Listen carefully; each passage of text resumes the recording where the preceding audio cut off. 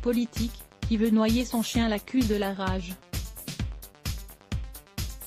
Passé le moment de stupeur consécutif à la déflagration, le gouvernement et la majorité ont multiplié les parades pour étouffer l'incendie provoqué par la démission surprise de Nicolas Hulot.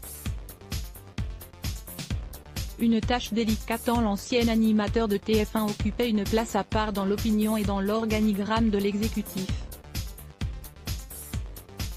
Pas question donc d'accabler l'écologiste préféré des Français, mais impossible de laisser passer en l'état la critique systémique que le ministre démissionnaire a longuement développée ce mardi 28 août contre la politique des petits pas d'Emmanuel Macron.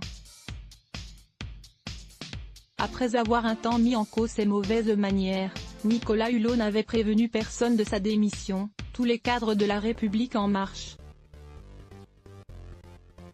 Le président de la République en tête ont choisi d'insister sur la qualité du bilan du ministre, et donc du gouvernement, sur les enjeux environnementaux. En 15 mois, ce gouvernement a fait plus qu'aucun autre dans la même période sur ce sujet, a affirmé Emmanuel Macron en citant la fermeture de centrales à charbon, les engagements sur les hydrocarbures ou sur la trajectoire énergétique. Des éléments de langage dépêchés aux députés et porte-parole de la majorité qui les déclinent en boucle pour éclipser le message politique de cette démission.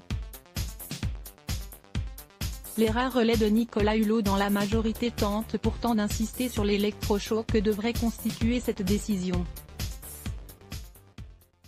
C'est la dernière chance.